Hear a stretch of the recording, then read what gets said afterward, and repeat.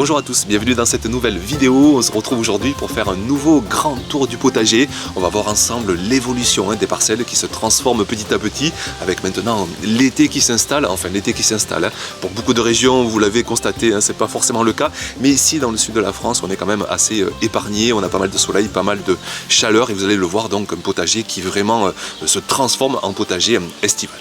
Donc on ne traîne pas et on est parti pour cette nouvelle vidéo.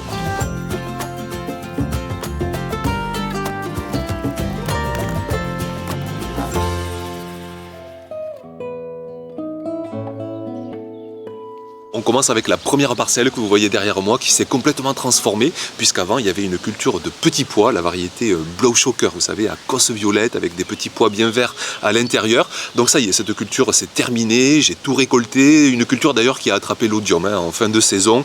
Bon, c'est pas très grave quand ça arrive tardivement, on perd peut-être un petit peu sur les dernières récoltes, mais dans l'ensemble les résultats sont convenables. Donc j'ai tout arraché, j'ai enlevé les structures que j'avais mis pour faire grimper la culture et j'enchaîne directement avec un semis de carottes. Ça va être mon deuxième semis de la saison. On verra tout à l'heure le premier semis là où il en est. Donc toujours pareil avec les carottes, je prends le temps de bien préparer le sol, le coup de grelinette pour ameublir, pour désherber, pour affiner, coup de râteau. Et une fois que ma surface de sol est bien préparée, j'ouvre deux sillons et deux belles lignes pour semer tranquillement ces minuscules graines et on espère des récoltes pour après l'été. Autant le premier semis, vous allez le voir, on commence à récolter, autant celui-ci donc ce sera pour des carottes qui vont nous nourrir en automne et même durant cet hiver.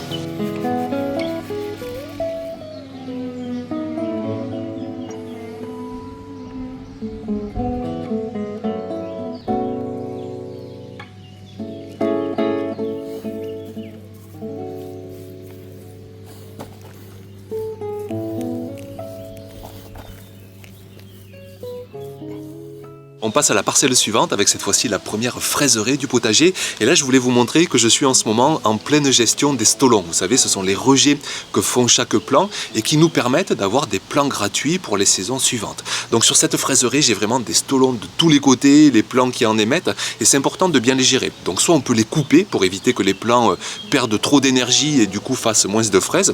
Et puis sinon, on peut en garder certains, soit pour les planter directement dans la fraiseraie, mais attention à pas trop la densifier. Soit, ce que je vous montre là à l'image, on peut prendre des petits godets, on les remplit de terreau et on va mettre donc les stolons directement dans ces godets en les gardant reliés au plant mère. Et une fois qu'ils sont bien enracinés, je vous montre à l'image un plant que j'ai mis, un stolon que j'ai mis il y a déjà 15 jours, qui s'est complètement enraciné dans le godet. D'ailleurs, les racines sont allées même s'installer dans la terre sous le godet. Et donc, ça me fait un nouveau plant de fraisier totalement gratuit, directement issu du potager et que je peux installer là où je le souhaite. Donc, gestion des stolons, j'en élimine quelques-uns, j'en repique quelques autres directement en place et donc encore d'autres que je mets en godet pour avoir mes propres plants de fraisier.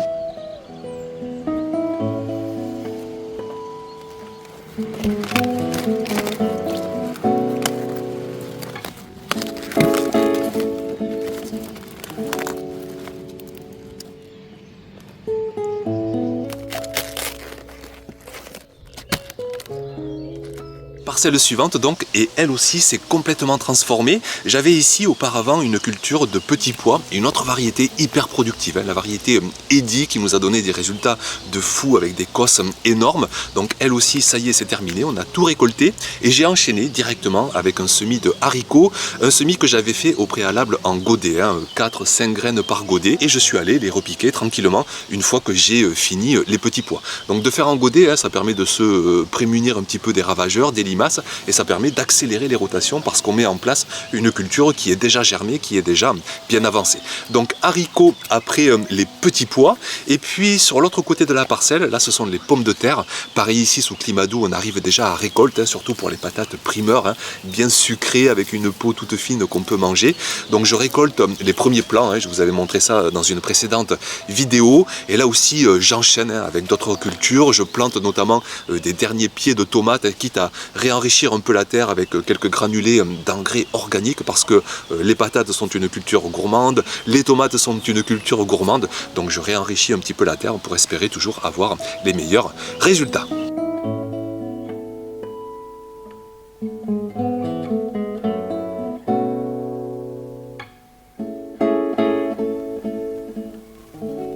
Sur cette autre parcelle, vous pouvez voir derrière moi comme une forêt de tournesol.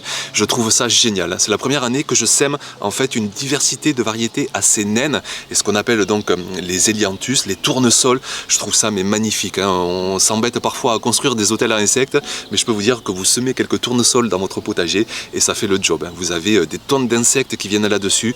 Donc vraiment total régal. Ça fera ensuite des graines que je pourrais donner pour les oiseaux par exemple. Donc j'adore mettre quelques tournesols chaque saison dans le potager. À côté des haricots que j'avais semés, ça je vous l'avais montré, c'était il y a plus d'un mois, c'était après une culture de poireaux qui se terminait, des poireaux qu'on a récoltés cet hiver. Donc de beaux haricots qui arrivent. Et puis je voulais vous montrer plus en détail une culture d'ail qu'on avait plantée, c'était à l'automne dernier, de l'ail violet qui a traversé l'hiver, que je viens de récolter parce qu'en fait la culture a attrapé la rouille. Je commençais à ne plus deviner les tiges, d'ailleurs je ne pourrais pas tresser mes récoltes pour les sécher. Je vais les faire sécher juste les têtes d'ail dans un cajot. Donc je récolte l'entièreté de ce bon mètre carré d'ail, ça nous fera vraiment notre consommation d'ail pour les semaines, pour les mois à venir. Et comme d'habitude, j'enchaîne directement avec des cultures que j'ai au préalable semées, préparées en godet. Et ici, ça va être avec des patates douces.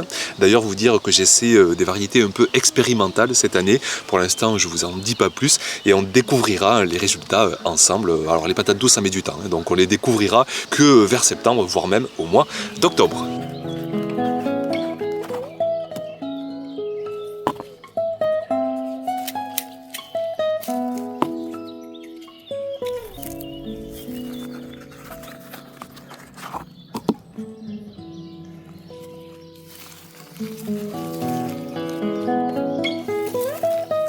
Ensuite, sur cette nouvelle parcelle, d'un côté, vous pouvez voir à la fois des plants d'aubergines, de poivrons, de haricots, des laitues que je laisse monter en graines pour garder quelques graines. C'est la variété de Nîmes, la bien grasse, qui résiste à l'été. Ça m'intéresse d'avoir quelques graines pour la saison prochaine. Et puis de l'autre côté, je voulais vous montrer plus en détail le premier semis de carottes de la saison. On l'avait fait ensemble, c'était très précoce. Sous climat doux, j'avais tenté début mars, en sachant qu'il ne faut pas non plus une forte température de sol pour que ça réussisse à germer, en sachant que le semis résiste en plus à de petits gels. Donc j'ai essayé de semer ça début mars et ça a bien marché. Vous voyez qu'on est maintenant 3 mois et demi, presque bientôt 4 mois après le semis. Et d'ailleurs, ce que je vous propose, tiens, on va essayer d'aller faire une première récolte ensemble. Mais je pense franchement, j'espère en tout cas que les résultats sont vraiment chouettes et on va pouvoir manger les premières carottes de la saison.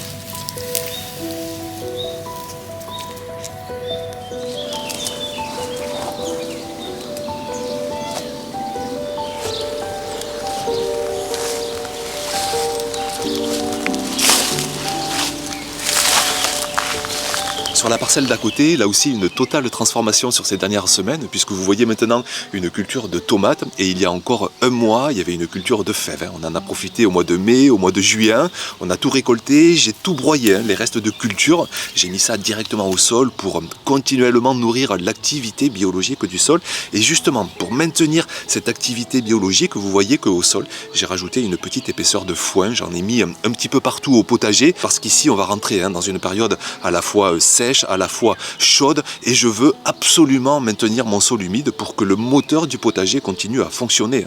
Il faut que l'activité biologique décompose, minéralise les apports qu'on fait en surface, donc il faut une humidité constante. Donc le foin va jouer ce rôle de maintenir de l'activité biologique, maintenir de l'humidité, et puis petit à petit, il va se décomposer, il va se minéraliser, et il servira de nourriture, mais pour les cultures dans quelques mois, voire même pour la saison prochaine.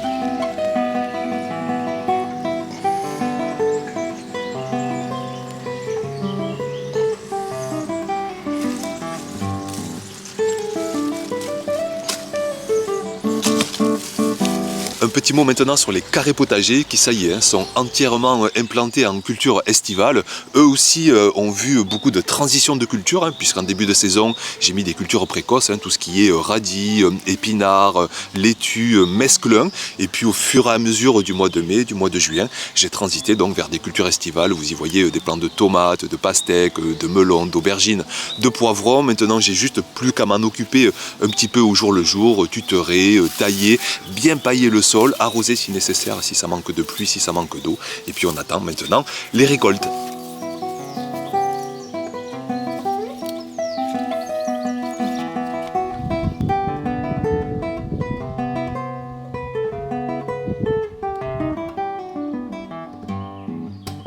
On continue la visite maintenant et on va aller voir des parcelles qui sont sous une ambiance, vous le voyez, assez ombragée, que ce soit par des arbres fruitiers, par une haie plein sud, par des platanes, par des oliviers que j'ai en ce moment au-dessus de moi. Donc tout ça participe vraiment à créer pas mal d'ombre, d'autant plus là le matin, il est même pas 10 heures et vous voyez que le soleil est encore derrière les platanes. Donc ces cultures sont à l'ombre et ça suffit, à l'ombre, à la mi-ombre, l'équivalent de 5-6 heures de plein soleil par jour, ça suffit, que ce soit pour des blettes, pour des fenouils. Là j'ai mis du concombre, des courgettes, des betteraves. Toutes ces cultures se satisfont largement de l'équivalent de 5 à 6 heures de plein soleil par jour. Regardez par exemple ce plant de courgettes, il parle de lui-même, la vigueur qu'il a d'avoir des énormes feuilles, d'être à mi-ombre, le besoin de transpiration est moins important et le plant est d'autant plus vigoureux. Alors bien sûr, à raisonner encore plus sous climat chaud, sous climat sec, notamment dans la partie sud du pays, mais pour bien des régions, notamment avec des étés de plus en plus chauds, même si cette saison, bon, c'est pas forcément le cas, mais en tout cas une mi-ombre est souvent appréciée. Cette parcelle près de la haie, là par exemple j'y ai mis les choux se contentent de 3 à 4 heures de plein soleil par jour, et bien regardez, là ici les fenouils, les aromatiques, que ce soit des chouquelles, des choux cabus, des choux-fleurs, des choux frisés, un petit peu toutes les sortes de choux, des betteraves, tout ça se porte à merveille. Et puis à côté, on va passer maintenant au plant de tomates, la culture phare du potager, avec ce foin, vous le voyez, qui apporte aussi, je trouve, un côté esthétique. C'est d'autant plus génial d'en mettre, c'est que non seulement il nourrit le sol, mais en plus ça fait un contraste avec les cultures ici, des plants de patates douces qui ont remplacé les mange-tout. Je vous avais montré en début de saison, et donc là aussi, toutes les parcelles sont passées en culture estivale. Donc les plants de tomates, toujours les mêmes clés de fertilité, à savoir des bas de plants qui sont assez effeuillés, pour éviter le contact avec le sol. Je prends beaucoup d'exemples sur les professionnels, je sais qu'ils laissent souvent le bas du plant, en fait ils effeuillent au fur et à mesure de la fructification. On sait qu'avec 10-15 branches, ça suffit largement pour avoir un optimum de photosynthèse.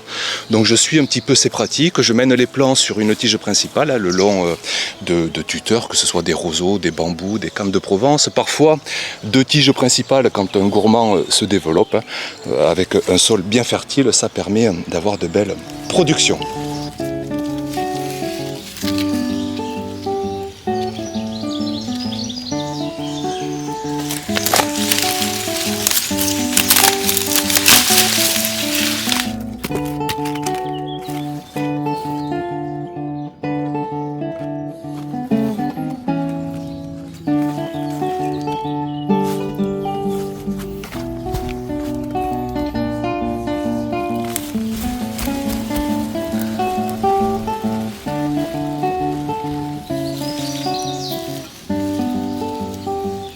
Ici un reste de culture de petits pois et je vais enchaîner avec des haricots, et pour accélérer la rotation je les ai semés dans la serre en godet, ça permet en plus de se protéger des limaces et d'accélérer la rotation des cultures. Donc je vais les planter rapidement et puis on va se diriger maintenant sur le reste du potager. Les oignons poireaux là-bas, je vous avais montré la plantation, c'était il y a plus de 2 mois, on était encore en plein printemps, encore des betteraves, la parcelle, une autre parcelle de pommes de terre. Alors là on est à plus de 3 mois et demi après la plantation.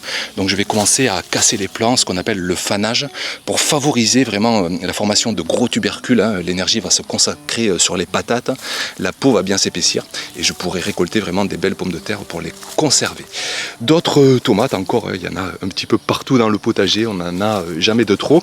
Le plant de chayotte cette année qui a attrapé un peu la maladie, c'est regrettable, mais dans un même temps, le haut du plant reste bien vigoureux sans être atteint. Donc j'ai quand même l'espoir d'avoir de belles récoltes de chayotte, quelques plants de maïs que je mets quand même à belle exposition. Et puis derrière, en allant au plus près de la haie, dans une exposition plus ombragée, j'y mets les cultures vraiment qui se satisfont d'avoir une belle ombre en plein été, notamment les courges. Avec ces feuilles immenses, les courges ici adorent être à l'ombre. Et je sais, pour discuter avec beaucoup d'entre vous, que dans bien des régions, les courges se régalent. Alors pas forcément à la pleine ombre, mais à mi-ombre, ça permet de baisser drastiquement le besoin en eau, le besoin de transpiration. Et du coup, l'eau, l'humidité va dans la production de légumes et dans une belle vigueur des plants. Allez, on se dirige maintenant vers la toute dernière zone du potager.